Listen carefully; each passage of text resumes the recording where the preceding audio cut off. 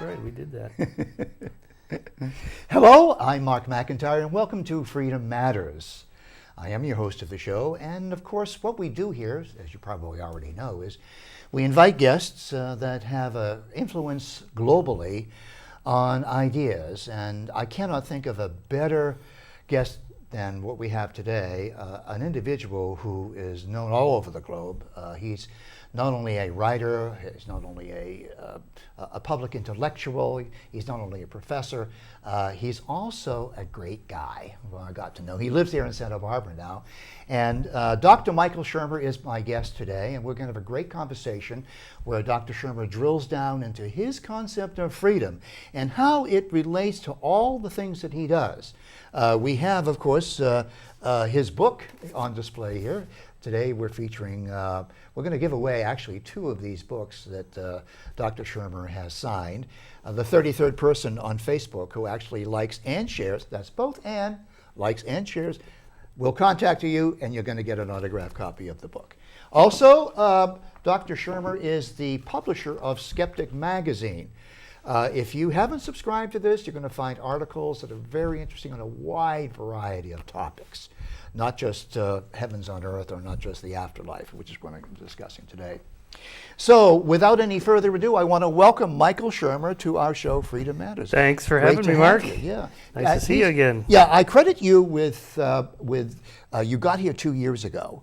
You moved up from Pasadena. Brought the storms and the mudslides. That's right. You ended the drought, though. That's right. Yeah, we have plenty of water now. This is the guy. If you want to thank somebody for ending the drought, it's Michael Shermer. I may be an atheist, but I have a connection to the weather gods. Oh, right. So I can call in the powers. You see, there are gods everywhere. Even atheists have gods. Anyway, so all I got to do is ask Michael one question, and he's going to just run with it. And that's what we do here. We just drill down on this idea because I just believe that everybody on the planet wants freedom. However they construe it, however they define it, however it means something to them, everybody wants to be free. What's your concept of freedom? Right, I think that's true. Actually, we have empirical data on that. Surveys taken in countries where they're not so free, to the extent that you can get access to the citizens living there and that they can be honest in giving their opinions anonymously for their protection. They do want democracy. They want the opportunity to vote. They want some economic empowerment. They want a say in their autonomy, autonomous decisions. So I think of freedom in 2 ways, politically and personally. Politically, this is what we mean, that you have control over your mind and body. That is, you have freedom of thought and freedom of speech. Mm-hmm. And on the other category, freedom of decision-making and autonomy over your body.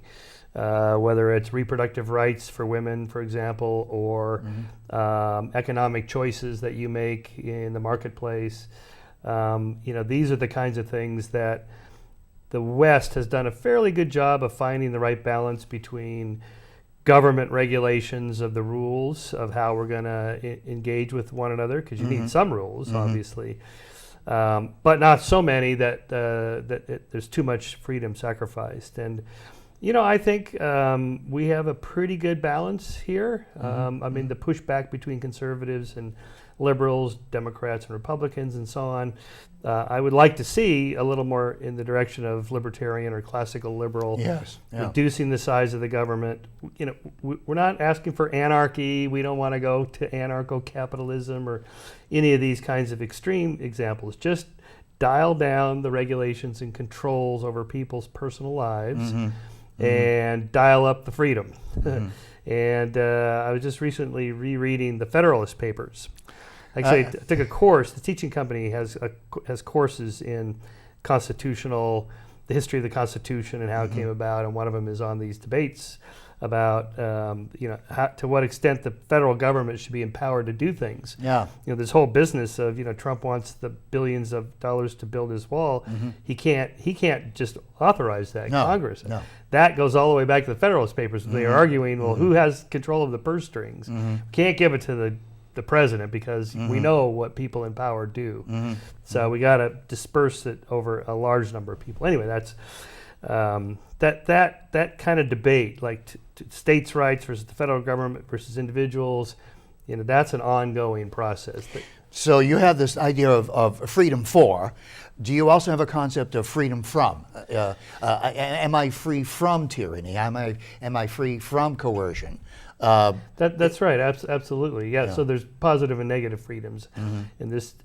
So I have a right to do what I want or make my own choices, but that doesn't mean I have a right to demand the government give me something. Right. That would be a different kind of right. Right. Or just think about the separation of church and state, which I think is one of my favorite topics. Yes, it's one of the most important of the First Amendment clauses in the First Amendment that the founders invented, because that has actually done more for religion than any state laws could have done. It freed religion up to grow or do whatever in the marketplace of ideas. And but for an atheist like me, it's also good because it's freedom from religion. I don't have to obey any. I can believe whatever I want or nothing. And so this is good for everybody. It's good for religion. It's good for politics. It's good for citizens. And that's a good example of freedom from versus the other. Now, personally, it's like another way to think about it, not politically, is to what extent am I free to do anything I want? That's license. Yeah, that's license. That's not freedom, though, is it? Yeah, well, here I'm thinking of more like genetic constraints. Oh, okay, all right. And just the luck of the draw, the genetic draw, and restrictions based on certain things. I'm not free to do. I'm not free to play in the NBA, for example. I'm too short. That's just the way it goes. Right. And I'm a cyclist. I was never fast enough to be in the Tour de France, but I can do the race across America because it's a longer, slower type race, and that fit my genetic makeup better than, let's say, the Tour de France. So, to a certain extent, success and happiness or satisfaction comes from finding the kinds of things that you are freer to do just based on your upbringing and culture and environment and genetics and so forth, and kind of live to the fulfillment of those constraints, those natural constraints, not political, just natural constraints. And so I got to thinking about this with the role of luck and chance in how lives turn out. And I wrote an essay for Quillette on this recently about, when I just got to thinking how lucky I am to have been born in America. What if I'd been born in Somalia? Oh, boy. Or Syria? Oh, my gosh.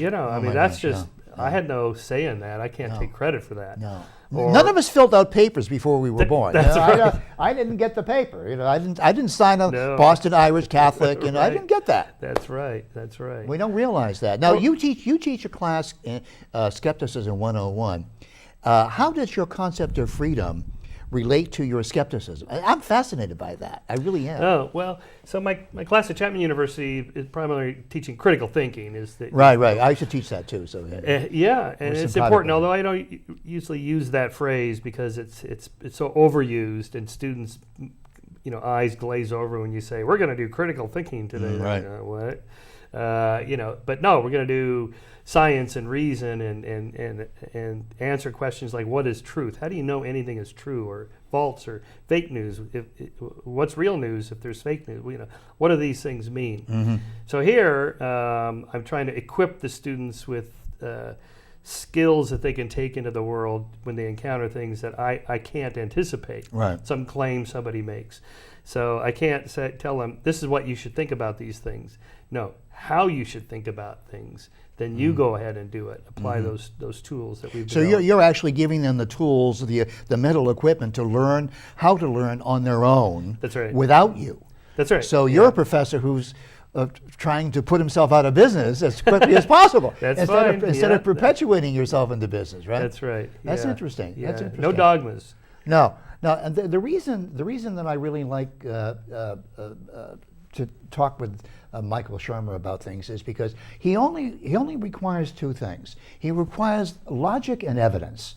If you're going to make a claim, give me the logic and give me the evidence. Otherwise, you've just got an opinion. And the other thing I like about him is you can disagree with Michael Shermer, and he's not disagreeable about it. And that's the important part. I will not throw the chair at you. No. Well, I'm from Boston. We throw chairs in Boston. Especially after yesterday. Well, so the rub is to find the right balance between being open-minded enough to accept radical new ideas Yeah. that may turn out to be true, Yeah. but not so open-minded you believe every wacky idea and your brains fall out and Yeah. and you're worthless that way. And I want to go back to the thing you were saying at the beginning of your discussion, and that is about how you distinguish between freedom to do something and freedom for something and freedom from something. And I want to back into it this way.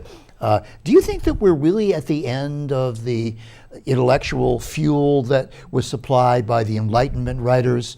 I'm thinking of John Locke, who's very heavily involved in writing our Constitution, and especially our Bill of Rights.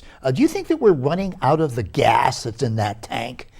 Go no, ahead. actually, I think we're just starting. Really? Yeah. Really? Yeah, because Tell me about that. the application of science and reason to solving social and human problems, which was the Enlightenment program, kind of got derailed in the period of Romanticism and that whole blood and soil movement that gave rise to fascism and Nazism and so forth. That was a big derailment. But there's a lot of intellectuals today who don't think science should be applied to human problems. Like, those are political. That's not. There's no science there. Where's the science? I'm claiming that we are running experiments constantly. We have 50 different states with 50 different state constitutions. They all have different tax programs and different gun control measures and so on. Those are different experiments. You can look at the outcome and go, well, here's what happens if you have no income tax, say in Nevada, versus high income tax in California. Here are the outcome differences. Now, they're not perfect controlled experiments. It's not like a physics experiment, but at least there's some data you can look at, and that's what social scientists do. And philosophers have this peculiar idea that you can't go from is to ought. That is the naturalist fallacy. Thank you, David Hume. Thank you, David Hume. Which may apply in some cases. The fact that there is war doesn't mean there ought to be war, or that there is slavery, there ought to be slavery. No, I'm talking about something else. I'm talking about the way something is. Like, these are the causes of war. This is what leads to war. Once we know those factors, then we ought to do something about them to reduce the carnage, to reduce,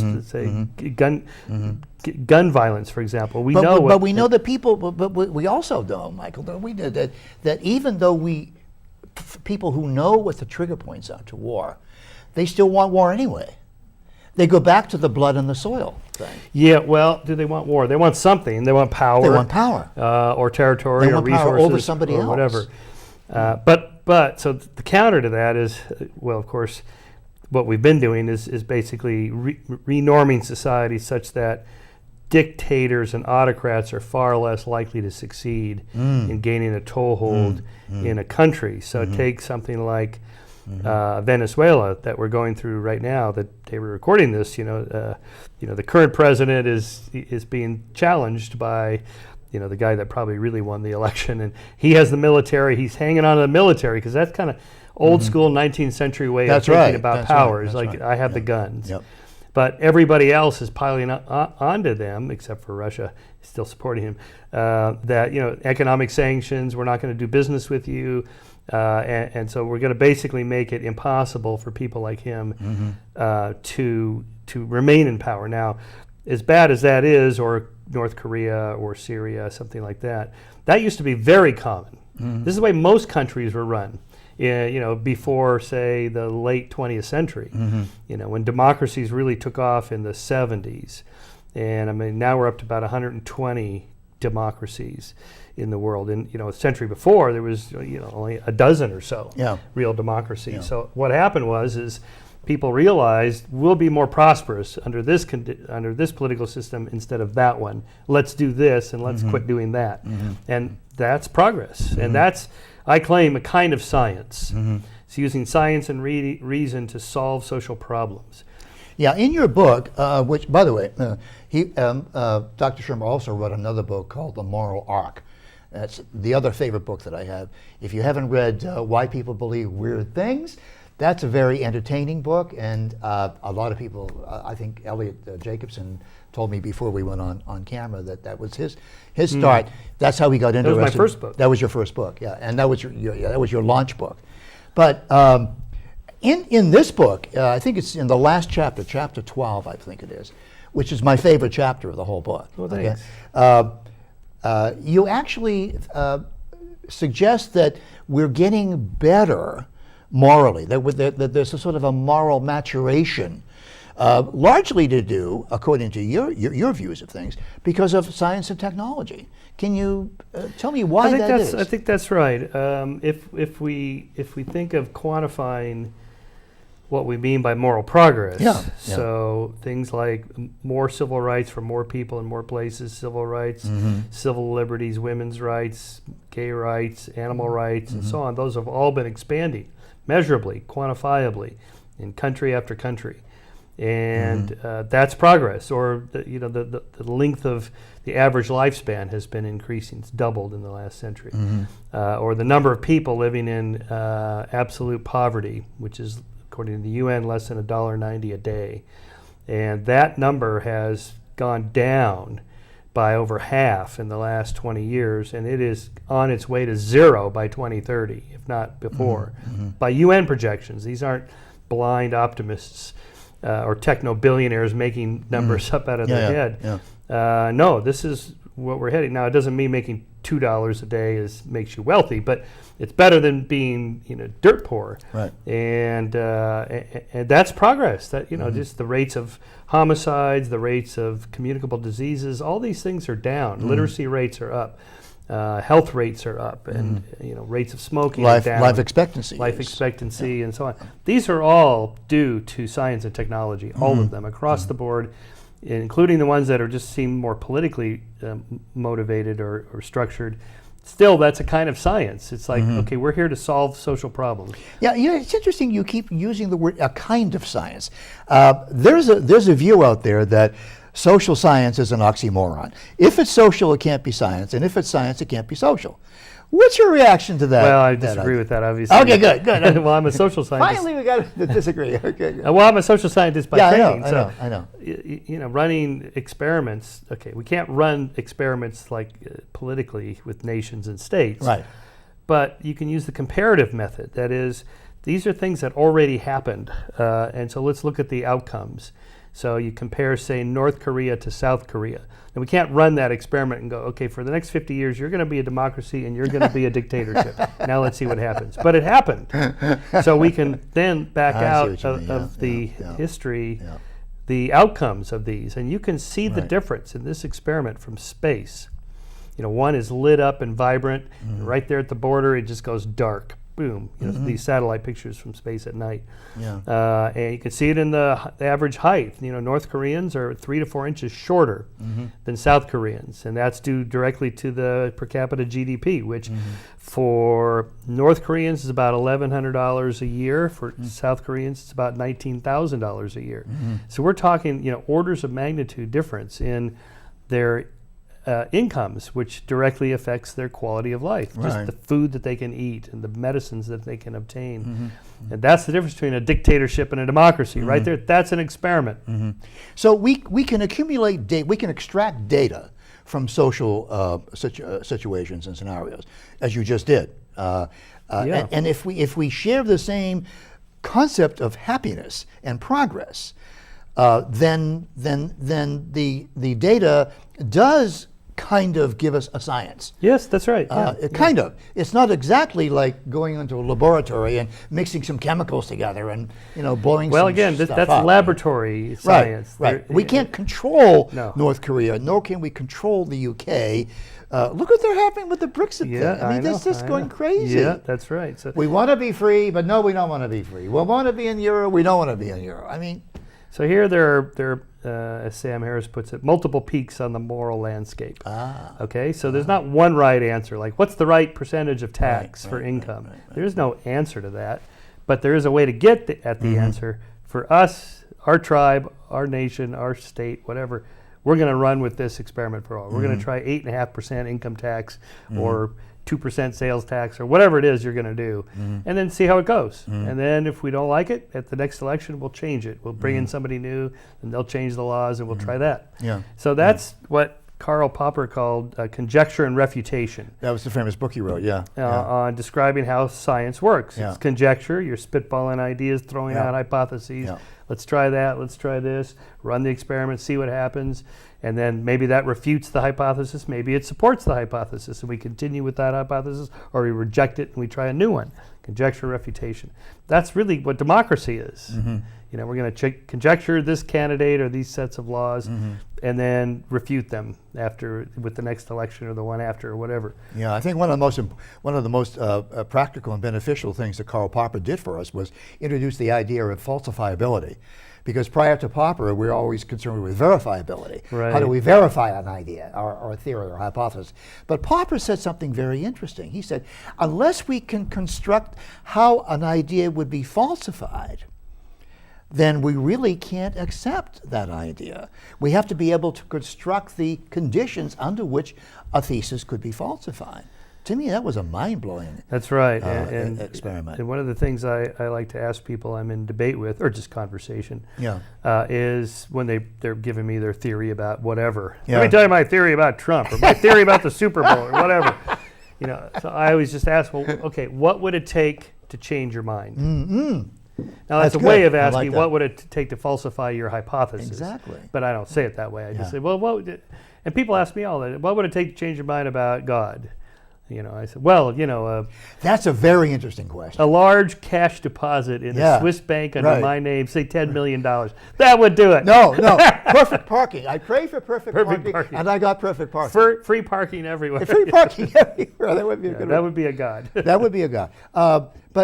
So you've drilled down to something very, very important, I think, and that is that the assumptions determine whether or not we accept progress as defined in a certain way, happiness defined in a certain way, and even freedom defined in a certain way. So our object then should be, should it not be, to drill down to what assumptions. I used to ask my class, what are your assumptions about reality, truth, goodness, and beauty? The four basic philosophical questions. And they would stumble over this. They didn't know, and that they had never. Right. They'd never been asked about these assumptions. Well, that's right. Well, this is the point of going to college, is that you hopefully, yeah. you learn to ask questions Hopefully. of yourself. And When did you become a skeptic? I've always wanted to ask you that. Oh, well, the story I tell in Why People Believe Weird Things is it was August of 1983, I think it was, or 84 and 83, when I was in the Race Across America. Oh, that's right. And I had a nutritionist on my support crew who was giving me these multivitamins, I mean, just mega dosing of vitamins, which, you know, if you take too many and your body doesn't need them, you just pee them out in this kind of bright green, yellow, orange urine. And it's like, dude, I don't think these things are working. And I mean, it was only an N of one, just me, but I decided, you know what, I think I'm skeptical of these things. Now, I'd already had some training in the experimental methods of experimental psychology, so I just sort of applying them to other things.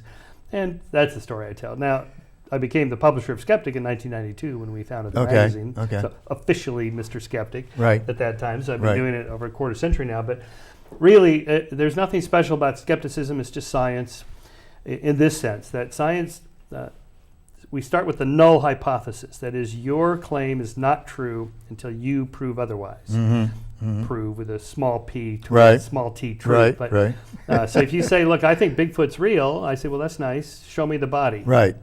Oh, I don't have a body, but I got this grainy video here. If you kind of squint and use your imagination, you can see in the shadows this Bigfoot. It's like, no, sorry. We got to have solid evidence. And then I'll change my mind. In the same way that, say, the FDA is not going to just approve your drug to cure whatever, Hep C or AIDS or something, just because you say so. You got it. Well, Mark, show us your experiments. Where are your clinical trials? And so forth. And if you have those, and then you present them to us, then we go, okay, yeah, those are published in peer-reviewed medical journals. And we see you have a company making the product that cures this. Okay, we grant you FDA approval to distribute your drug. That's Right. That's science. Yeah. We've actually gone through half of the show already, and I wanted to get to this. This question to you, because a number of my students who have been reading your books and enjoying them have actually asked me to ask this question. In fact, Alex Madagian, whom I think you probably remember from way back, he asked me to ask you this question, and the way he framed it was interesting. What you've just said about empirical matters certainly applies to empirical matters. But what about things that we know that exist that are not subject to empirical investigation? Let me give you an example. Does not our conscience really tell us that certain things are so heinous, so repulsive, so disgusting that we would not do them morally? There's no way to verify that from an empirical point of view. There's no amount of data that we could accumulate or extract. But how do you handle those things that, how do you avoid the conclusion that those things don't even exist? Well, maybe a specific example would help. For instance, like if we hear that soldiers on a battlefield played catch with an infant on their bayonets, that's a purely disgusting idea. Yes, and it turns out not to be true in that case. Yeah, right, exactly. This is the original fake news from World War I. Right. Which is, by the way, why it was harder for people to accept that the Holocaust was going on. Right. Because Americans had heard these crazy atrocity stories about Germans in World War I that turned not to be true. So when some of these stories started to be leaked to the press about the gassing of Jews, and we heard these crazy stories before. Yeah. Just like so in each case, we have to, like in anything else, look at what's the evidence for that particular claim. How do you know that's true? Do we have video evidence or film evidence or photographic eyewitness accounts and so on? So we have to kind of examine the evidence in each case. Right. Often our intuitions about moral claims also can be empirically verified. For example, in your example, disgust. Now we know there's research now by cognitive psychologists on the emotion of disgust. And it's usually related biologically to contaminants, like feces and vomit. I see. Anything that smells a certain way that automatically elicits this that disgust. A sensory reaction. Yeah. And there's obvious evolutionary reasons why it's good to stay away from those kinds of things. They contain diseases, bacteria, kill you. In the same way that one-trial learning, like if you get violently ill from mushrooms or red wine or something, and then you just don't ever want to consume it again. That's a mechanism that evolution gave us to, if you survived eating that poison, don't do that again by being repulsed by it in the future. And so from there, we can then look at how what people do, like the basis of genocide, is to associate this other tribe, this other group of people, with disease or disgust invoking images.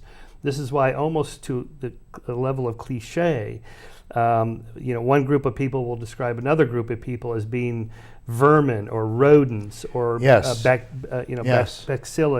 or viruses of society, rats of society, bacteria of society, diseases of society that we have to eradicate, exterminate. And they all do it. The Hutus and the Tutsis and the Nazis with the Jews, or whatever. It's just old. What they're doing is they're tapping into a natural brain mechanism that we evolved for a really good reason. Interesting. And then associating the people with the bad thing. Yeah. And unfortunately, our tribal instincts are pretty basic. We fall for this regularly. Yeah. And it's hard to overcome that. This is why, again, this idea of a diverse culture, you get pushback from conservatives who tend to fall on this side of being more contaminated, if you will, by the disgust emotion that people different from me may be carrying diseases. Now, in our evolutionary history, we know that there's some balance there. If your small tribe is too incestuous, you get too many genetic disorders. If there's too much diversity coming in, maybe this is not good for the tribe because it kind of breaks up our continuity. But there's some balance there. So most hunter-gatherers, for example, have some mechanism by which the daughter goes off to marry somebody from a different tribe, or the son comes to our tribe, or they have these things to kind of try to mix up the genetics, but not too much. So this is an example of an empirically testable, scientifically analyzable question having to do with morals. You have just explained my aversion to onions. That's okay. Did The you get onion. sick? Did you get sick one day? Yeah, well, no, I don't. I think it goes back to my childhood, because I hated onions from my mother always tried to put onions on the hamburgers, right? I hate onions to this day. Yeah, that's it. The onion and I have nothing to do with each other. Right. Nothing to do with each other. If there's an Right. onion in the house, I know there's an onion in the house, You right? can smell it. I get to exterminate the onion, Yeah. get rid of the onion. We hear a lot about social justice today, and I wanted to have you link your concept of social justice to your concept of freedom. And it's going to go back over all the individual and group things today. Yeah. Well, social justice, it sounds like such an anodyne term. Like, who would not be in favor of social justice? Exactly, yeah. But when you really bore down into what the people we call social justice warriors are after, is really quite illiberal. The identity politics, intersectional theory, and all this, all it started off with good intentions, ends up getting everyone to classify other people based on their melanin in their skin, their gonads, Disposition of genitalia. Exactly. Yeah. And how many of the oppression boxes they can tick. Right. Gay, LGBTQ, black, women, plus, Islam, and so on. Right. And all of a sudden, what started off as well-intentioned, we want to make society more equitable and fair and free for everybody, ends up polarizing people where they just hate each other because you're in the wrong box. So now check your white privilege and so on. Okay, I checked it; it's doing fine. Is my kind of snarky remark, simply because I see where this is going to go. Right. It's going to go into you hate all white people, or Right. This is a this is a dead end. Yeah, making decisions about people's worth based upon the melanoma, the skin. Alex, that student I was telling you about, he looks white. If you looked at Alex Madagian, he looks white. He's 2% African, and 98% Northern Arab Armenian. There's not a drop of white blood in him. But Right. but he's constantly being accused of being a white racist. Right. This is crazy. And it gets even crazier than that when someone who's black that doesn't toe the far left progressive line is called a race traitor or an Uncle Tom or something like this. Right. We have to get past this. This was Dr. King's dream in his famous speech of judging people by the content of their character, not the color of their skin. Right. We've gone back to before his speech of judging people, not just skin color, but on all these other categories. It's just gotten insane. Well, that brings us to education then, doesn't it? That just brings us to two things: parenting and education, which I guess they're both the same thing, aren't they? When we nurture our young people somehow. But I started teaching in 1966, 67. And you started teaching in probably the 79, 80 is when I 80. started, Between when I started and when you started, the liberal arts core was gutted. I remember exactly when it was. It was after the Kent State shootings during the war. For those of you who don't know, during the Vietnam War, this is back in the late 60s, early 70s, on Kent State University, the National Guard, Kansas National Guard, opened fire on protesters who were protesting the war. And I was very much a protester of the war, but seven students were killed and several others were wounded. And since that day, there has been a movement in education to let the students run the colleges and run the universities. And they did. The liberal arts core was gutted. You can now get a PhD, a doctor of philosophy in X without ever taking a philosophy class. It's unbelievable. Yes. It's incredible. That's right. And you have people bragging, PhDs bragging to their students. I don't know what the PH stands for in the PhD. I have no idea. Really? Yeah. I haven't heard that one. That's It's somebody you know. Well, by the way, problem too. is, okay. You can tell me off the air. I'll tell you off the air. But I mean, what's happened to education? The problem is that it's okay to add diversity to a curriculum. Yeah. But it shouldn't have to be either or. Like if we add this, we have to kick out Shakespeare. If we add this author, we got to kick out Jane Austen or whatever. Right. You can mix it up. You can give students extra work. They can do it. You know, they don't have to be pampered. And especially if you give them the tools as you do. That's right. To learn on their Explore own. them. That's right. That's right. Read books on your own. There's nothing stopping you from reading a book. Really, a college education is just the start. When you graduate, that's the start of your education. Now you go out and begin it. And how lucky are we to live in a time when all this stuff is readily accessible, virtually for free in almost all cases, of all knowledge. And Wikipedia or all these podcasts, so many great podcasts. The teaching company has these courses that now they're listed as hundreds of dollars per course, but these are professional college professors, the best in the universities that they teach at, who go into a studio and produce, like a studio like this, they produce a professionally produced course. Okay. Yep. Now, if you join, now they're in business with Amazon and Audible.com. So if you join Audible.com and you buy 24 books in a year, it's less than $10 a book, and you can get an entire college course for $9.95. You know, you go to Harvard, you pay $60,000 a year. You could, for $10, you can get a 24 lecture college course on pretty much anything. They have thousands of courses now. Can you imagine if we put this in the hands of Plato or Aristotle? Oh yes. What would happen if Plato or Aristotle had something like this? And how education used to be a teacher at one end of a log and a student at the other end of the log. And now you can Google the great God Google. You say there is no God? Oh, there is a God. It's called Google. Right? Yeah. When I was teaching, I used to appoint one student as Dr. Google. Whenever I would use a polysyllabic term, they'd all go, I'd say, well, Dr. Google, look that term up. And sure enough, they all have their laptops open anyway. They all have their cell phones running anyway.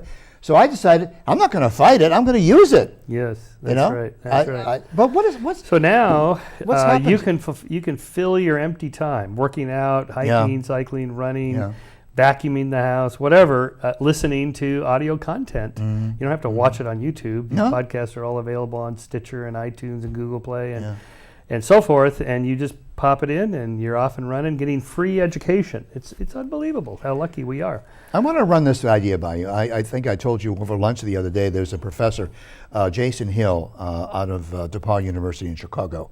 And he wrote a book called We Have Overcome. And he's black Jamaican. He's black Jamaican, and but he doesn't buy into the whole concept of race at all. He claims, I've never been to Jamaica, so I don't really know. No, I'm not. But he claims that in the island of Jamaica, they don't buy into the whole concept of racial distinctions. They don't believe that there are. Well, there are no races in human biology. There simply aren't. But we use the word racism as a synonym for bigotry. What we really mean is bigotry. We don't like somebody gives it back. That's right. Anyway, he wrote a book called We Have Overcome. So he believes that public education, not private, but public education is so bad, has become so much of a psychiatric clinic for the emotionally disturbed. Everybody catering to people's feelings, that really we ought to defund public education and start all over again because it's gone horribly wrong. Yeah, I don't think that's going to happen. I think continually tweaking the system is the best we're going to be able to do on that. The racial question, it's become in science radioactive. I wouldn't touch it as a research project if I was starting off in a doctoral program now, particularly with cognitive, like intelligence issues and race. There are people that study it, and they're walking a fine line there of ruining their careers if they say the wrong thing because it's such a sensitive subject. But like in medicine, for example, there are clear gender differences in responses to medicines. There are certain races that get diseases more than others, like Tay-Sachs in the African American community, for example. I think that's the one. No, maybe that's Jews get more Tay-Sachs. Anyway, I forget. So, I mean, in medicine, we don't have any trouble saying, well, Ashkenazi Jews have higher rates of depression, for example. That's true. Or really? African Americans have higher rates of sickle cell anemia. I was going to say so. Okay, and so there, people are willing to say, yeah, we know what we're talking about when we're talking about an African American who gets more likely to get sickle cell anemia. This is the population. So instead of calling them races, just call them populations. But the moment you shift that over into cognitive things like intelligence or whatever, crime rates or something, people just lose their minds. And it becomes very hard to study scientifically. And the problem is that people have conflated rights and civil liberties with scientific outcomes. Like, if it isn't true that blacks and whites all have the same as groups in IQ scores, then the blacks are going to get fewer rights. Let's say if the IQ differences were in one direction. We have to decouple scientific outcomes with political rights. Agendas. Yeah. Everybody has the same rights. We are committed to equal opportunity, equal treatment under the law, equal rights for everybody. We're committed to that as a liberal democracy, period. No matter what the outcome is of your scientific study, whatever it is. It could be, why aren't there more women coders at Google, for example? And James Damore wrote that. That's right, he did. Fired for this. Yeah. Okay, that's a big mistake, because the people, the liberals, the mistake they're making is thinking if we have to force the science to come out a certain way, right, or else all rights are going to be lost or something like that. Based upon a superficiality of genital configuration or whatever. Skin. But the point is that the science is going to tell us whatever it tells us. Yeah, right. And whatever the outcome is, whatever it is, it is. But we're going to still treat people equally over here. These are separate things. We only got about 16 minutes left, Michael. I want to get into what your next project is, because this book, Heavens on Earth, the scientific search, I like the way you say the scientific search for the afterlife, immortality, and utopia. It is the very best. It is the very best compilation of all of those notions and those ideas, which have been questions for humanity since its actual beginning. At the very end of your book, in chapter 12, on page 251, I believe it is. I wanted to read something. It was beautifully written, and here you really come close to letting us know what your next project is going to be. I often do that. I think you did that. Here it is. After you invoke the second law of thermodynamics, which we're not going to get into, you say, we must act in the world. The thermostat is always being adjusted. Balance sought but never achieved. There is no Faustian bargain to be made in life. We may strive for immortality while never reaching it, as we may seek utopian bliss while never finding it. For it is in the striving and the seeking that matter, not the attainment of the unattainable. We are volitional beings, so that the choice to act is ours, and our sense of purpose is defined by reaching for the upper limits of our natural abilities and learned skills, and by facing challenges with courage and conviction. And then you invoke a very famous poem by William Ernest Henley. Most people only remember the last stanza of that verse. I'm not going to read the whole poem, but here's what people are taught to remember in school. It matters not how straight the gate, how charged with punishment the scroll. I am the master of my fate. I am the captain of my soul. Now, for an atheist to invoke a soul... Yes. I just like the poem. So metaphorically. What are you going to be doing next? Maybe that's my next book. Maybe that's the title of my next book, The Captain of My Soul. I think you're challenged by that. I am, and I never thought I would write a self-help book, but maybe it's a science help book, or something like that. That is, how can we apply all these things to our personal lives to better our lives? Maybe I should. I wrote The Moral Arc, to sort of talk about that politically, socially, the big picture. Maybe I should apply it personally. I don't know. I'm still contemplating, ruminating about what the next book project's going to be. I put together a series of essays for a collection I'm calling "Giving the Devil His Due."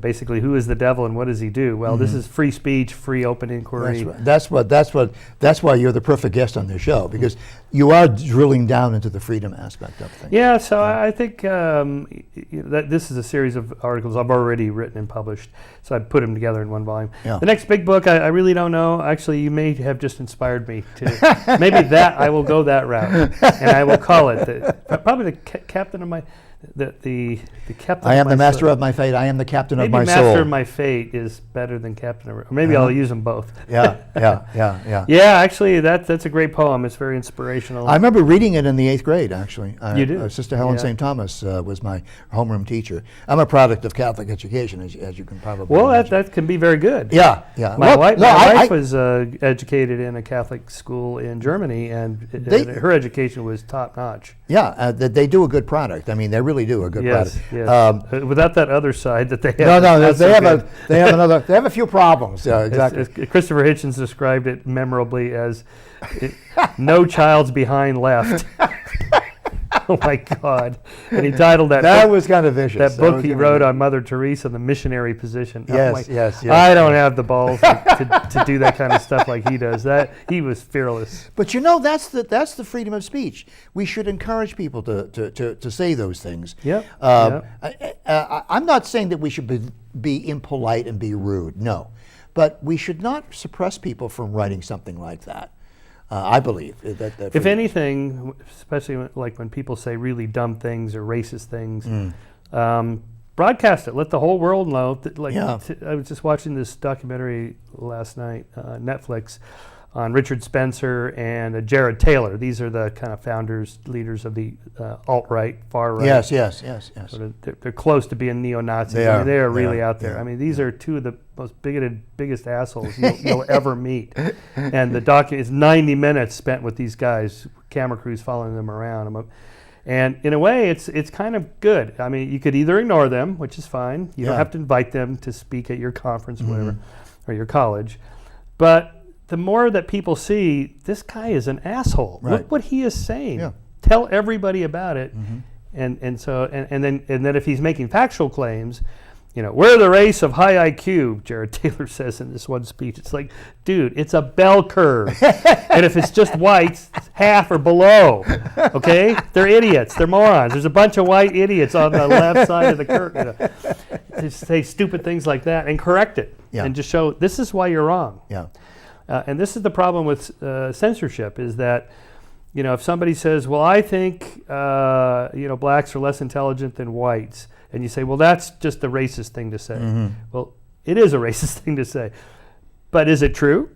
Is it false? What's the data show? Okay, and we have to be able to counter it with facts. When I wrote my book on the Holocaust deniers, and I got to know them. They gave me a list of their claims about the Holocaust, why they don't believe it, and I took these to Holocaust scholars, and they go, "Oh, those are just a bunch of anti-Semites." I'm like, "Yeah, they probably are, but what's the explanation for this thing about the door at the gas chamber at Mauthausen that they told me about? Or there's no holes on the roof at the crematory gas chambers at Auschwitz. What's the deal with that? That's just those neo-Nazis." Like, yeah, I know they probably are neo-Nazis, but what's the answer? Right, what's the answer? Because what I do is I debunk things. I analyze them. Right. I want to debunk them. You're the debunker in chief. Debunker in chief. And that's what it means to so be a I skeptic. actually had to, me and my co-author Alex Grobman, we had to kind of do our own research to answer these questions, and they are answerable.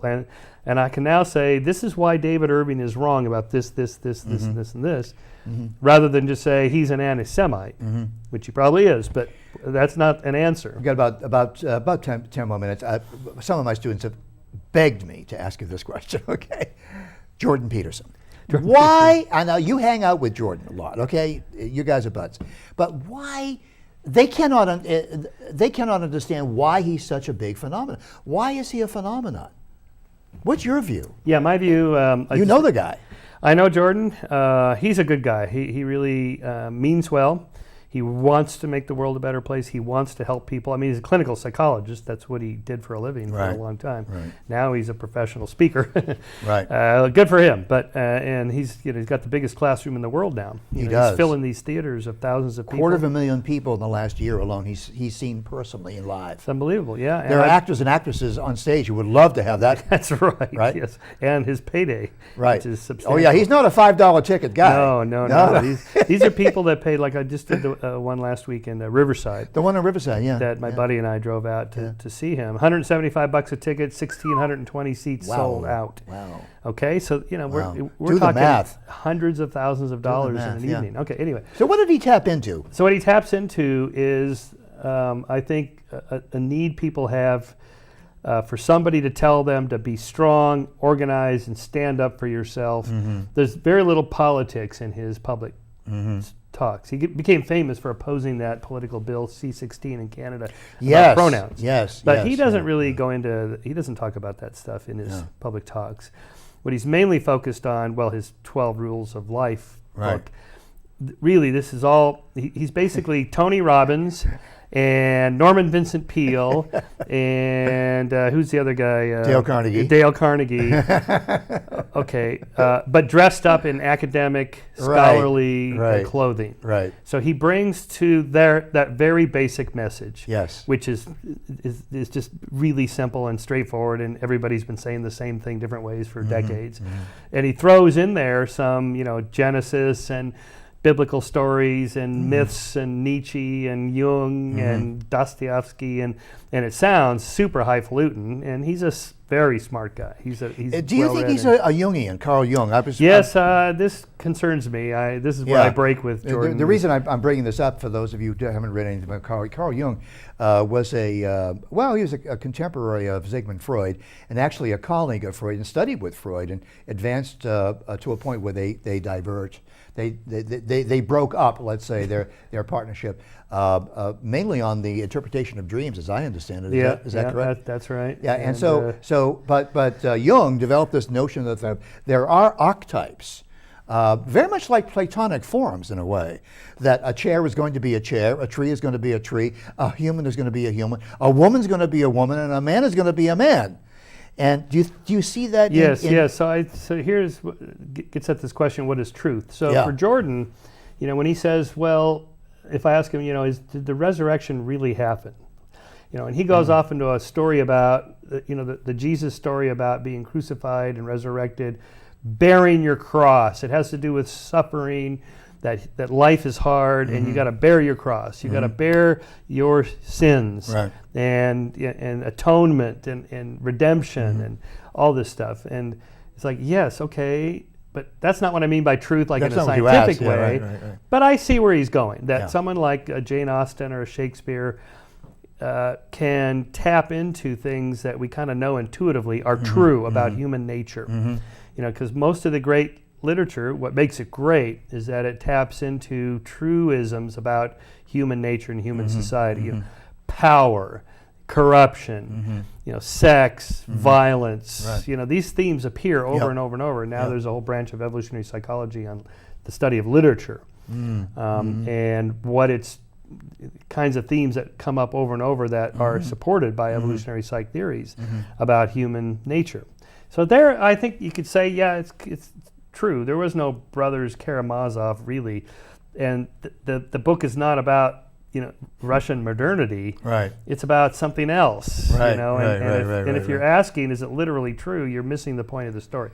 So I see Jordan's point there. I just think he pushes it a little too far. One of my students, Xavier Gilles, came into our critical thinking and open mind project that we had at a student club, and he had the book 12 Rules for Life. Every page he had a post-it with a little note to himself. It took him a whole semester to read the damn book. I read the book on audio. I got through it barely. I tried Maps of Meaning. I DNF'd after 6 hours. I just couldn't go on anymore. You couldn't. It was impenetrable. His prose is impenetrable. Oh, okay. I don't know if he's a good writer or a bad writer. Is it too much metaphysics in it? Is it too much? Also, too many sidebars. He starts down this path and he goes down this way. And 2 hours later he comes back and it's like, I can't even remember how he started. Elliptical thinking, yeah. Right. You're a linear guy. I'm very linear. You are a straight linear guy. Yeah, no. Maybe he's, like some of his fans, he's just too deep for me to understand. Maybe. But even he admits Maps of Meaning was a hard book that most people didn't get. I thought, okay, good, it's not just me. But you do agree that, I think I detected something you were saying, that you do agree that there are, and we know this by intuition, I think you said, that there are certain, I'm not going to call them archetypes as Jordan does, or even Platonic forms, but there are certain things about human nature that we know are there and they exist. Jealousy. Right. Yeah. That's a big one. I mean, it's a big one. Sex. power, Yeah. the things that we serve. But Lies and deception and Yeah. self-deception. Yeah. These things come up at pretty much every but story. they do exist, and we can track them empirically. But they don't have to even be proved empirically. Take a simple example like in the Bill Moyers interviews with Joseph Campbell, that whole series back in the 80s. On the power of myth. Right. And he deconstructed Star Wars. Here's what Star Wars really means. And I remember watching it going, oh, that's what Star Wars means. Okay, I see. Well, in a way, kind of that's what Jordan's doing. Here's what the Cain and Abel story really means. Now, what does it really mean? It's his opinion of what it means. But what he's doing is saying, basically tapping into some basic things like, life is hard. You mentioned the second law of thermodynamics, entropy. Things run down. Metal rusts, wood rots, rooms become disordered. So when you get up in the morning, make your bed, clean your room, get your house in order before you leave the house to go out and tell other people what they should do. Exactly. These are Jordan's super simple messages that, amazingly, a lot of people apparently have never heard, or they've never thought about it, or they need reminding of it. Right. We did an issue of Skeptic on the self-help movement, and I had this guy, Steve Salerno, who wrote this book called SHAM, S-H-A-M, Self-Help Actualization Movement. And he was the Rodale Press editor for the self-help books division, which was the #1 biggest publisher of self-help books. And he said the #1 predictor of who would buy a self-help book is people who have already bought lots of self-help books. Well, if it worked, why do you need to keep buying more and more of these books? And the answer appears to be it doesn't work in any sort of like a medicine that cures you of a disease. It just works in the sense that it's just like retraining your brain and reminding you every day through the tapes or the book or the little post-it notes you put up or the calendar or something with the little reminders. Make your bed, be strong, stand up, grow a spine. Stand up for yourself. One of the really interesting things about your connection to the second law of thermodynamics, aka entropy, is it's a very curative, almost stoic way of looking at human nature. And a lot of people, it's not cuddly, it's not touchy-feely, it's not emotional. I mean, we really are born to die. I mean, we're engineered. That's right. Have you ever read Teilhard de Chardin, the French Jesuit? Yes, I know. Okay, so you know what I'm talking about. So he says that whoever's alive now is a better offspring than the people that begat us. Right. And there's a great deal of truth to that evolutionarily. Oh, I hear music in the background. Oh, you guys are killing me. Beautiful, Bob. You guys are killing me. Anyway, I want to thank you for spending an hour with us and spending an hour with our audience. And if you haven't read Michael Shermer's book, please do. I want to wish you the very best of luck in whatever you're going to do. Thank you. It's going to be a success. We'll have you back on the show. Okay. All right. Be well. Bye for now.